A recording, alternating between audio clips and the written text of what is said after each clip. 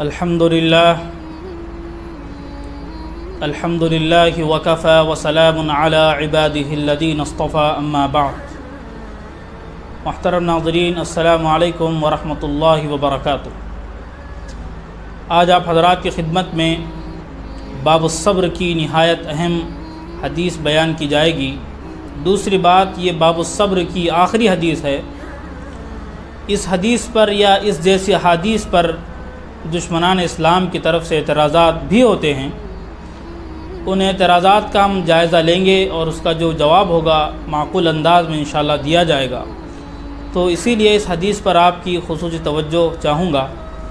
بسم اللہ الرحمن الرحیم۔ وعن ابی ابراہیم عبداللہ بن ابی اوفی رضی اللہ عنہما ان رسول اللہ صلی اللہ علیہ وسلم فی بعض ایامہ التي لقی فیہا العدو انتظر حتى اذا مالت الشمس قام فیہم فقال یا ایہا الناس لا تتمنوا لقاء العدو واسألوا اللہ العافیہ فإذا لقيتموهم فاصبروا واعلموا أن الجنة تحت ظلال السيوف۔ ثم قال النبي صلى الله عليه وسلم اللهم منزل الكتاب ومجري السحاب وهازم الأحزاب اهزمهم وانصرنا عليهم، متفق علیہ۔ حضرت عبداللہ بن ابی اوفی رضی اللہ عنہما روایت بیان کرتے ہیں کہ نبی پاک صلی اللہ علیہ وسلم اس دن جب دشمن سے مٹبیڑ ہونی تھی، زوال شمس تک انتظار کیا، پھر لوگوں میں کھڑے ہوئے اور بیان کیا، اے لوگوں، دشمن سے ملنے کی امید نہ رکھنا، دشمن سے مٹبیڑ کی تمنا نہ رکھنا، واسألوا اللہ العافیہ، اور اللہ سے عافیت مانگنا۔ جب تمہارا ان سے مقابلہ ہو تو پھر تم ثابت قدم رہنا اور جان لو کہ جنت تلواروں کے سائے میں ہیں۔ پھر فرمایا، اے کتاب کے نازل کرنے والے، بادلوں کو دوڑانے والے، لشکروں کو شکست دینے والے، ان کو شکست دے اور ہماری مدد فرما ان کے خلاف۔ یہ روایت امام بخاری اور امام مسلم رحمہ اللہ نے اپنے صحیحین میں بیان فرمائی ہے۔ یہ حدیث تھی جو ابھی آپ حضرات کی خدمت میں پڑھی گئی، اس کا ترجمہ آیا۔ سب سے پہلی بات یہ ہے، الحمدللہ we have completed the 3 chapters of this book Riyadh al-Salihin. First of all, we have read the Bab al-Ikhlas, the sincerity, and second one Bab al-Tawbah, repentance, and third one Bab al-Sabr, patience. Now alhamdulillah we have completed the 3 chapters of this book. Inshallah upcoming Saturday we will start the Bab al-Sidq, truthfulness. This Bab al-Sabr is a very very biggest Bab, but after this chapter will come the shortly and very short. Inshallah we will discuss step by step. تو پہلی بات جو اس حدیث پاک سے ہم معلوم ہوتی ہے، تو ہم ایک بات سمجھیں، 2 اصطلاحات ہیں، ایک ہے غزوہ، ایک ہے سریہ۔ غزوہ کہتے ہیں جس میں نبی پاک صلی اللہ علیہ وسلم نے بذات خود شرکت فرمائی ہو، جس جنگ میں، اس کو کہتے ہیں غزوہ۔ سریہ جس میں حضرت صلی اللہ علیہ وسلم نے شرکت نہ فرمائی ہو، اس کو کسی صحابی نے لیڈ کیا ہو، اس کو کہتے ہیں سریہ۔ غزوات کی تعداد اس میں بہت سا اختلاف ہے، لیکن ابن ہشام کے قول کے مطابق غزوات جو ہوئے ہیں 27 ہوئے، 27، اور جو سریہ ہوئے ہیں وہ 50 ہوئے۔ تو ایک جو اصطلاحات 2 تھی، غزوہ اور سریہ، اس کا یہ کلیریفیکیشن تھا۔ اس کے بعد غزوات میں جو مشہور ہوئے وہ چند غزوات ہیں، غزوہ بدر، غزوہ احد، غزوہ تبوک، غزوہ موتہ، اسی طرح غزوہ خندق، غزوہ حنین، غزوہ ذات الرقاع۔ اس کے علاوہ اور بھی غزوات ہیں، لیکن یہ زیادہ عوام الناس میں مشہور ہے۔ حدیث پاک میں جو بات پہلے بیان کی گئی کہ جس دن دشمن سے مقابلہ کرنا تھا، اس دن نبی پاک صلی اللہ علیہ وسلم نے دن کے ڈھلنے تک کا انتظار کیا۔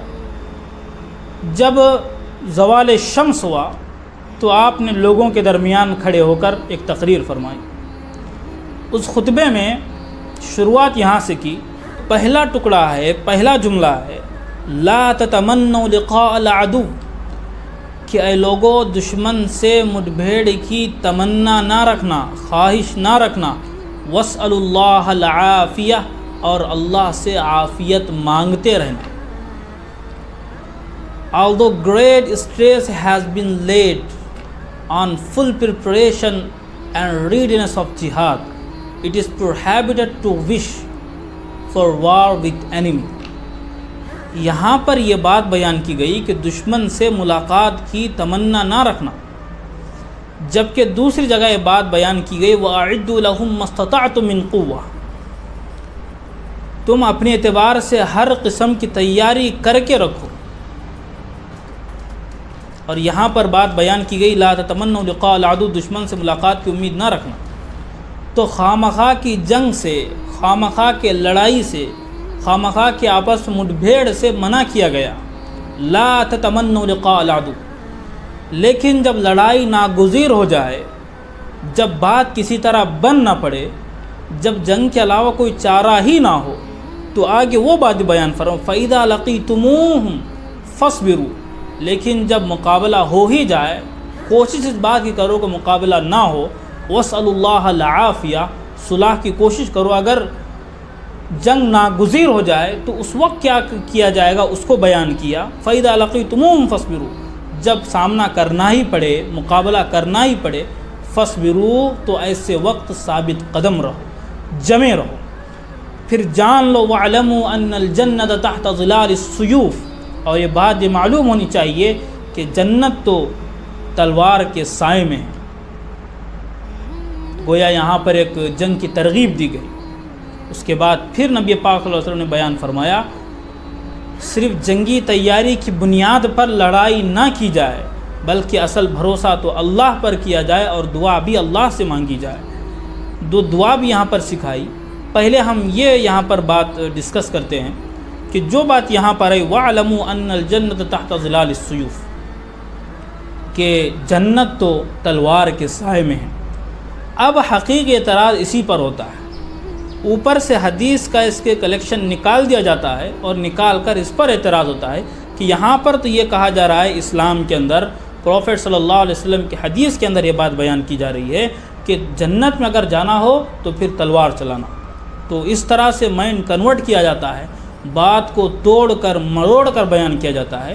اسی طرح قرآن پاک کی آیات لے دے کر سورۃ التوبہ کی چند آیات ہے اس کو بیان کیا جاتا ہے، سورہ محمد کی آیات ہیں ان کو بیان کیا جاتا ہے، اور ایک ہوا کھڑا کیا جاتا ہے اسلام کے نام پر کہ یہ اسلام دہشت گردی کا مذہب ہے، خون ریزی اور تشدد اسلام سکھاتا ہے۔ تو ریفرنس کے لیے یہ آیات اور ان جیسے احادیث بیان کی جاتی ہے۔ جبکہ اگر ان آیات کا ہم جائزہ لیں، اس کے اگلی چند آیات اور پچھلی چند آیات ہم پڑھیں تفصیل کے ساتھ، تو پورا ڈاؤٹ کلیئر ہو جاتا ہے کہ کس ضمن بات کہی جا رہی ہے، کس ضمن بات کہی جا رہی ہے، اور کس بیک گراؤنڈ میں بات کہی جا رہی ہے، کس پس منظر میں بات کہی جا رہی ہے۔ لیکن نہیں، دشمنان اسلام کا کام یہی ہے کہ کسی طرح کہ اسلام کا کوئی ایک ایشو مل جائے، اسلام کو بدنام کرنے کا، اس کو بدنام کرے۔ آج کل ایک نیا پروپیگنڈا چل رہا ہے اسلام فوبیا کے نام سے۔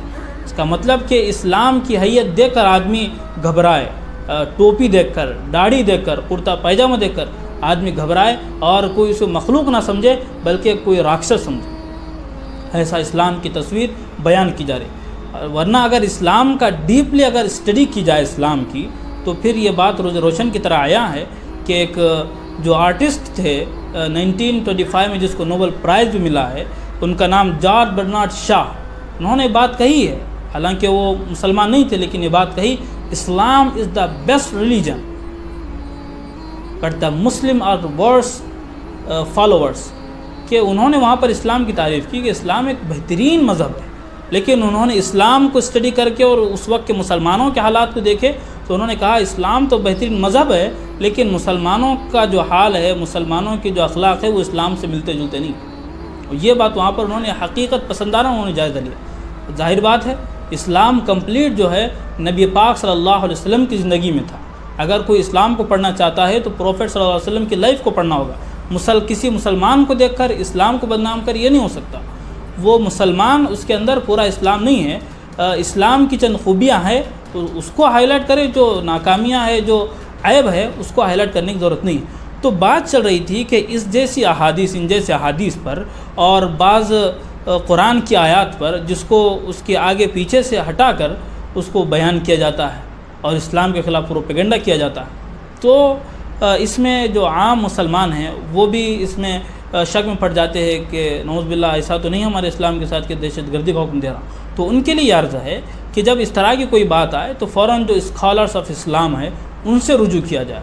آدمی فوراً اپنے سے فیصلہ نہ لے, بلکہ اپنے سے جو بڑے ہیں, جو علم میں بڑے ہیں, جو عمر میں بڑے ہیں, جو تجربے میں بڑے ہیں, ان سے آدمی کنیکٹ رہے, ان کے ساتھ ان کا کنیکٹ رہے, تاکہ اس طرح کی جب ذہن سازی کی جائے, جب ماحول خراب کیا جاتا ہے اس طرح, تو جب جھوٹ کو آدمی بار بار کہتا ہے تو پھر آدمی اس کو سچ سمجھنے لگتا ہے. تو یہی جو آج کل ہو رہا ہے کہ یہ حدیث ہے وَعْلَمُوا أَنَّ الْجَنَّةَ تَحْتَ ظِلَالِ السُّيُوفِ کہ جنت تو تلوار کے سائے میں.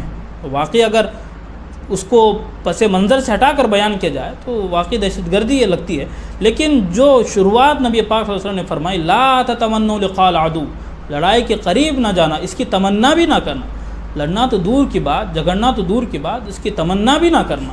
پھر اس کے بعد کہا وَاسْأَلُوا اللَّهَ الْعَافِيَةَ, اللہ سے عافیت طلب کرتے رہنا. اور جہاں پر بات آئی لڑائی کی وَإِن جَنَحُوا لِلسَّلْمِ فَاجْنَحْ لَهَا, نبی پاک صلی اللہ علیہ وسلم کو اور آپ کے ذریعے پوری امت کو یہ بات بتائی گئی اگر وہ صلح چاہتے ہیں فَاجْنَحْ لَهَا, آپ بھی ان کے ساتھ صلح کیجئے. وَالصُّلْحُ خَيْرٌ, دوسری جگہ فرمایا گیا کہ صلح یہ بہتر ہے کس سے, لڑائی سے. اس کے بعد ایک بات کہ فَتَوَكَّلْ عَلَى اللَّهِ, اللہ پر توکل کیا جائے کہ اگر اس طرح کی کوئی جنگ ہو یا کوئی بھی صورتحال ہو, آدمی صرف سامان پر, اسباب پر بھروسہ نہ کرے, بلکہ توکل کہتے ہیں اسباب اختیار کر کے اللہ پر بھروسہ کرنا. جیسے ایک صحابی کا واقعہ مشہور ہے کہ نبی پاک صلی اللہ علیہ وسلم کی خدمت میں اور کہا کہ میں اونٹ باندھ کر اللہ پر بھروسہ کروں یا ایسے ہی بھروسہ کروں.